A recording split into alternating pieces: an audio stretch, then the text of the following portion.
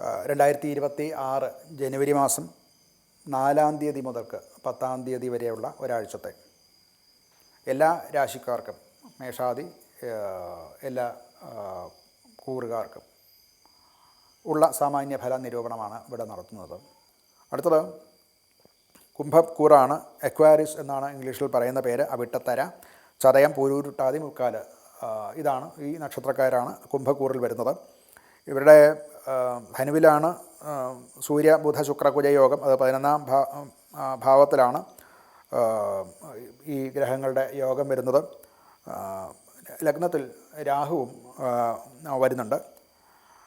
രാഹുവിൻ്റെ ഒരു സ്വാധീനം ഇവർക്ക് ഉണ്ടാകുന്നതാണ്. ചില ആശങ്കകളും ഒക്കെ ഉണ്ടാകും. അതുപോലെ തന്നെ പുതിയ ആശയങ്ങൾ അവർക്കുണ്ടാകും.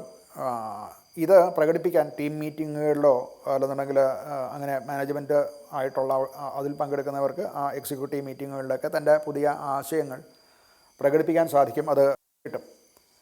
വ്യക്തിപരമായിട്ട് അതുകൊണ്ട് വലിയ നേട്ടങ്ങളൊന്നും അവർക്ക് സിദ്ധിക്കുന്നില്ല ഈ സമയത്ത്. ലാഭം ഉണ്ടാകും. ബിസിനസ് ചെയ്യുന്നവർക്കോ ഒക്കെ ലാഭമുണ്ടാകാനുള്ള സാധ്യതയാണ്. ഈ ഡിജിറ്റൽ സംബന്ധമായിട്ടുള്ള ജോലികൾ ചെയ്യുക, ബിസിനസ് ചെയ്യുക, അതുപോലെ ഓൺലൈൻ വ്യാപാരങ്ങളൊക്കെ നടത്തുക, അതുകൊണ്ടൊക്കെ ഉള്ള വരുമാനം കിട്ടുന്നവർക്ക് അത് സ്റ്റഡിയാകാനും അത് കുറച്ചുകൂടെ കൂടുതലാകാനും ഒക്കെ അനുകൂലമായിട്ടുള്ള കാലമാണ്.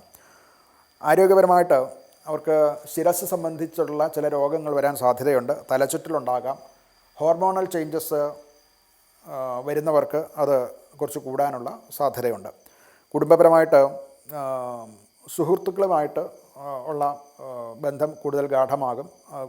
സുഹൃത്തുക്കളുമായിട്ടുള്ള ബന്ധം സമയം ചെലവഴിക്കൽ അവർ കൂടുതലായിട്ട് ഉണ്ടാവും. വീട്ടിലും ഒരു സൗമ്യതയും ശാന്തതയും ഇവർക്ക് ഉണ്ടാകുന്നതാണ്.